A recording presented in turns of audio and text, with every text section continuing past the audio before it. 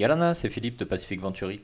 Bienvenue dans ce nouvel épisode de Pacific Hoé, le podcast complémentaire à la newsletter Tehoé, qui t'aide à naviguer efficacement dans ce monde changé. Pour le thème de cette semaine, le nudging, je reçois un chercheur de l'Université de la Polynésie française, Michael Dupré, chercheur qui s'est justement spécialisé dans le domaine de la recherche, du développement des meilleurs outils d'incitation aux gestes éco-citoyens. À suivre donc une conversation avec Michael. Michael, bonjour. Bonjour. Alors, est-ce que tu peux rapidement nous présenter ton activité et ta spécialité, pour commencer? D'accord. Alors, je suis docteur en psychologie sociale. Je suis maître de conférences en sciences de gestion à l'Université de Polynésie française depuis la rentrée dernière. Et donc, je travaille notamment sur tout ce qui est biais cognitifs, biais décisionnels, biais comportementaux et nudge, puisqu'il s'agit derrière de techniques d'influence de communication. D'accord. Alors, le nudging est très utilisé dans le marketing, mais de plus en plus au niveau des institutions publiques. Est-ce que tu peux nous en dire plus sur le pourquoi et le comment de cette méthode, que ce soit au marketing, mais surtout au niveau institutionnel? Alors, le pourquoi de cette méthode, ça vient déjà d'un chercheur, d'un psychologue, Daniel Kahneman, qui a été récompensé d'un prix Nobel d'économie et qui a publié un ouvrage, Système 1, Système 2, qui distingue deux systèmes de prise de décision. En fait, on prend des décisions en permanence et à longueur de journée et jour après jour. Et on n'a pas le temps pour chaque décision et on n'a pas le cerveau équipé pour faire des thèses, antithèses, enfin évaluer le coût-gain de chacune des alternatives, puis opter pour la meilleure des alternatives. Donc, on n'a pas le temps de prendre des décisions que rationnelles, sur un modèle de rationalité. On a le système 1, qui est beaucoup plus rapide, beaucoup plus automatique, qui repose sur l'intuition, sur l'émotion, sur l'inconscient, sur réflexe, habitude. Et en fait, on a mis en évidence que à peu près 95% de nos décisions utilisent ce système 1. Donc, un système qui n'est pas de rationalité. Donc, le nudge, c'est un ouvrage publié en 2009 deux économistes et juristes qui ont publié l'ouvrage et qui, quelque part, ont emprunté un terme à la langue anglaise pour désigner toutes les techniques, justement, d'influence, de communication, qui ne s'adressent pas au système 2, au système rationnel, mais au système 1 non rationnel. D'accord. Pourquoi on en parle beaucoup aujourd'hui et pourquoi c'est beaucoup utilisé? C'est beaucoup utilisé. La question serait plutôt pourquoi est-ce que c'était pas utilisé avant? La plupart en fait, on a identifié environ 200 biais cognitifs. Dans notre cerveau, il y a 200 raisons, j'ai envie de dire, 200 chemins qui peuvent nous conduire à des décisions erronées, qui ne sont pas rationnelles. Pourquoi? Tout simplement parce que notre cerveau n'est pas une machine illimitée. On ne peut pas traiter toutes les informations, donc on en sélectionne. On ne peut pas toutes les mémoriser, donc on en sélectionne. On a besoin d'avoir du sens, de créer du sens à notre environnement. Donc on crée du lien, on rajoute de l'information pour créer du sens. Et puis enfin, il faut qu'on prenne des décisions rapidement. Et d'autant plus quand on prend l'historique de l'évolution de l'espèce. Il faut prendre des décisions dans l'urgence rapidement et du coup, on n'a pas le temps de mobiliser le système 2. Alors, tout ça nous conduit au nudge, mais le nudge repose sur des découvertes scientifiques qui datent des années 50, ou en tout cas, en 1980, à peu près tout avait déjà été découvert en termes de biais cognitifs, de travers cognitifs. Et du coup, depuis les années 80-90, j'ai envie de dire, on était en mesure déjà d'utiliser les nudges. Les chercheurs le faisaient, l'expérimentaient. Maintenant, ce qui manquait, c'était un terme pour en parler aujourd'hui entre nous et que tes auditeurs écoutent en parler et en parlent après auprès d'eux. C'était un terme pour désigner tout ça parce que je ne pense pas que tu m'auras interrogé sur le biais d'optimisme comparatif, la dissonance cognitive, je ne sais quel autre biais, le contrôle perçu, ou il y en a 200. J'en connais quelques-uns, mais peut-être pas tous. Alors, tu disais justement moi non plus, je ne dois pas tous les connaître. Tu disais justement que on l'utilise plus maintenant parce que on l'a théorisé, on l'a identifié. Est-ce que tu penses que c'est aussi une forme de soft power que nos institutions aujourd'hui utilisent dans un monde où le rejet de l'autorité est un peu plus important, à la place d'une utilisation de moyens coercitifs, si c'est le mot à utiliser? Peut-être que tu as un autre mot à suggérer. Alors, le nudge est cadré normalement, pas au marketing. En marketing, on n'utilise pas de nudge, on utilise, dans ce cas-là, on va parler de sludge.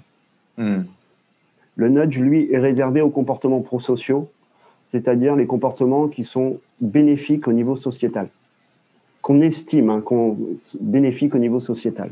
Donc, ça va être réservé à la sécurité, à la santé, à l'environnement et à la solidarité. Aujourd'hui, dans un cadre de pandémie, il y a la santé, la sécurité qui sont en jeu. Et effectivement, on nous a contraints beaucoup à perdre un petit peu de liberté. Si on va sur du coercitif, si on rajoute du coercitif en plus à cette perte de liberté, on peut se rapprocher un petit peu d'un modèle tyrannique. Le nudge est tout à fait approprié à ça. Un exemple, par exemple, AstraZeneca et la polémique autour des thromboses. On nous a dit, oui, mais c'est un cas sur je ne sais plus combien, 120 millions, je ne sais plus exactement. Je ne sais plus ce chiffre-là. Parce que ce chiffre est tellement grand que mon cerveau n'a dit qu'une seule chose, beaucoup. Sur beaucoup. Une chance sur beaucoup. Si je te dis 1 million ou 1 milliard, ton cerveau dit beaucoup. Il distingue pas. Alors, pour te donner un ordre d'idée, 1 million de secondes, c'est 11 jours. 1 milliard de secondes, c'est 31 ans. Donc, on ne parle pas du tout de la même chose. Mais notre cerveau, lui, 1 million, 1 milliard, c'est trop grand pour pouvoir manipuler ça. Je crois que c'est Blanquer qui a communiqué dessus et qui a dit, quand on fait un vol transatlantique de métropole aux États-Unis, on a 500 fois plus de chances de faire une thrombose. Voilà. Et ça parle. Ça parle davantage. Parce qu'on est sur de expérientiel, on nous parle de nous un petit peu. Alors que sinon, les grands chiffres comme ça, on est incapable de les manipuler. Quel souci à utiliser ça pour qu'on comprenne, pour qu'on sente mieux, qu'on traite mieux l'information? Moi, personnellement, j'y vois aucun. Les formulaires qu'il fallait remplir au premier confinement en métropole, en tout cas, étaient très complexes. Pour avoir une autorisation, là, justifier le fait qu'on sorte. C'était très complexe. Et était perçu comme complexe. Tant mieux, parce que l'objectif, c'est quoi? C'est qu'on conscientise la chose, c'est qu'on ne le fasse pas 40 fois dans la journée, puisque sinon, le confinement n'a plus de sens, et que ça crée un obstacle, en fait, un petit peu. C'est-à-dire qu'on trouve ça difficile, contraignant. On va pas sortir pour n'importe quoi. On sortira si vraiment on en a besoin, puisque c'est la logique, quelque part, du confinement, c'est qu'on ne sorte pas. Et pour autant, tout le monde est plutôt d'accord avec le confinement. En tout cas, tout le monde est pour que le virus ne circule pas plus. Tout le monde, a priori, est pour se protéger sa propre santé. Voilà, donc ça va avec ce que pensent les gens. Et du coup, on a tendance à ne pas nous comporter en fonction de ce qu'on pense, quoi. C'est ça le truc. Et du coup, est-ce que finalement le nudging n'est pas quelque chose qui nous rappelle à notre nature d'être sociaux et de dire, regardez, puisque vos voisins font ça, pourquoi ne pas faire pareil, puisque ça semble être bénéfique pour tout le monde? Est-ce que c'est un peu ça la mécanique derrière, du coup? Alors là, je pense que tu fais notamment référence au comment. Alors, je sais plus comment. Il y a un nom maintenant pour le désigner, là, le selfie quand on se fait vacciner. Le vaxi, ouais. Ouais, le vaxi. Alors, oui, animaux sociaux, mais simplement cerveau reptilien un petit peu. Le nudge le plus connu, c'est une mouche qu'on a gravée au fond d'un urinoir dans l'aéroport d'Amsterdam, parce que les hommes avaient tendance à en mettre un petit peu partout quand ils urinaient. Résultat, l'homme voit une mouche au fond de l'urinoir, il urine dessus, et il vise mieux par la même occasion. Donc, on a considérablement réduit les frais de ménage et le travail du personnel était bien moins contraignant. c'est pas, j'ai envie de dire, là, c'est pas de l'animal social, c'est l'animal, quoi, tout simplement. Ouais. C'est-à-dire du cerveau reptilien automatique, ce qui nous a permis de conserver notre espèce, en fait, hein, prendre des décisions très rapidement, très intuitivement, naturellement. Et oui, effectivement, on s'appuie également sur les leviers sociaux. Hein. C'est extrêmement puissant, les leviers sociaux. Notre identité, on se définit davantage par nos groupes d'appartenance que par nos caractéristiques propres. Hein. Donc, c'est un levier extrêmement important. D'accord. Alors, malgré tout, le nudging vient avec un certain sentiment parfois d'avoir l'impression d'être manipulé, d'être un peu trompé, parce qu'on fait, voilà, on utilise c'est-à-dire des travers ou des éléments un peu profonds de notre nature. Est-ce que du coup, il y a du bon et du mauvais nudging? Et si oui, comment on fait pour l'identifier? Quelles recommandations tu donnerais à nos auditeurs par rapport à ça, pour peut-être juste avoir une meilleure perception du nudging et pas se faire autant de soucis, ou pour être peut-être plus conscient de ses propres biais, etc.? Alors, c'est impossible de nous rendre compte à quel point on est influencé. C'est strictement impossible. Il y a du bon et du mauvais nudging, effectivement. Alors, il y a le marketing, c'est pas du nudging, c'est de la manipulation. C'est-à-dire, voilà, je veux vendre un produit, tel produit et pas tel autre. Comment orienter le consommateur vers ça? C'est de la manipulation, puisque l'intérêt est vraiment privé. Hein. Le mauvais nudging, je peux vous en donner un, parce que BVA en a produit un pour le gouvernement. Récemment, un site a été mis en ligne pour prendre rendez-vous pour se faire vacciner. Le nom du site, c'est inévitablement BVA qui est derrière. C'est www.vitemadose.fr. Mais celui-ci est juste extrêmement maladroit. Et je pense ils ont mis un stagiaire, ils n'ont pas vérifié le travail derrière sur le coup. Mais là, ça, c'est un très, très mauvais nudge, puisqu'on voit venir la chose gros comme une maison. Et avec ça, on fait justement réagir un biais, ce qu'on appelle le biais de réactance, qui est quand on a le sentiment d'être manipulé, ou qu'on veut être influencé, ou que quelqu'un veut nous influencer, on a tendance à reculer et à s'éloigner justement de la position qu'on veut nous imposer. Donc c'est un très mauvais nudge. Après, je peux te raconter une petite expérience que j'avais faite quand j'étais encore étudiant. Je m'étais amusé à faire tomber un billet de 5 € dans la rue pour voir ce que les gens allaient faire. Est-ce qu'ils le laissent par terre?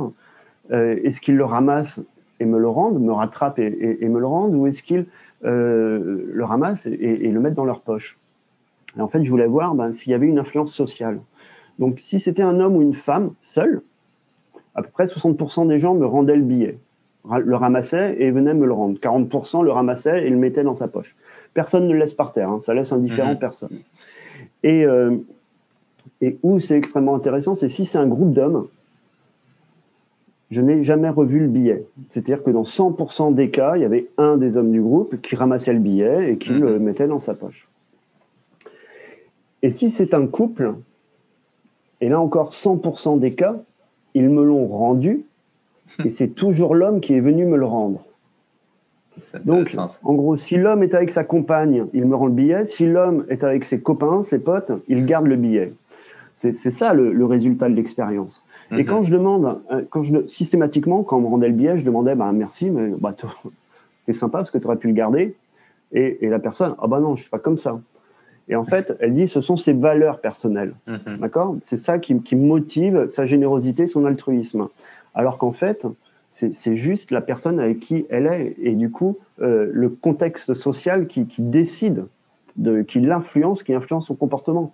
S'il est avec ses congénères, parce que moi j'appelle ça comme ça, en l'occurrence, il va le ramasser parce que ça va être de l'opportunisme, de la réactivité. Voilà un petit peu l'image du mâle alpha quelque part. Par contre, si je suis avec ma compagne, là c'est quelqu'un de fiable, d'honnête, d'altruiste et de sincère que je veux renvoyer comme image. Donc je vais rendre le billet. Personne, quand j'ai posé la question, merci, mais pourquoi tu ne l'as pas gardé? Personne ne m'a répondu. Eh bien, parce que je suis avec ma compagne et qu'auprès d'elle, je souhaite lui montrer une bonne image de moi qui repose sur la fiabilité. Par contre, crois-moi bien que si j'avais été avec mes copains, ton billet, tu ne l'aurais pas revu. En fait, on n'est pas clairvoyant sur ce qui nous influence. On est influencé en permanence, et heureusement. Sinon, c'est ce qu'on appelle la folie, hein, tout simplement. C'est l'absence d'influence, la panique. Mais on ne s'en rend pas compte, et heureusement. Alors, un moyen d'être un peu plus clairvoyant, je le suis peut-être aujourd'hui plus qu'il y a 20 ans ou 10 ans, c'est de bien connaître justement tous ces biais. Pour autant, même si je les vois, ils m'influencent quand même, hein, mais différemment. Et puis, je les vois pas tous. Bien sûr. Voilà, donc, non, en fait, quelque part, même si on est influencé, l'idée, c'est de se comporter en fonction de ce qu'on pense et d'essayer d'être consistant, même si on a une énorme capacité à être ce que moi j'appelle de mauvaise foi en toute bonne foi. C'est-à-dire se mentir, mais en croyant à son mensonge, en adhérant à son mensonge totalement. Effectivement. Et dans la mesure où on est effectivement plus dans un mode de survie permanente parce qu'on vit en société, on vit dans des structures organisées, peut-être prendre plus le temps de la réflexion avant de décider. Ouais, pour autant, on nous presse énormément à prendre des décisions rapidement. Mais effectivement, ouais, j'ai envie de dire, quand on est au supermarché, on a davantage le temps de réfléchir que quand on chassait la proie, quoi. Donc peut-être est-ce qu'on peut prendre davantage de temps pour réfléchir à ce que je veux et ce qui est bon pour moi. Il y a aussi, il y a énormément de biais, le biais par exemple de distance. On l'a bien vu avec la Covid.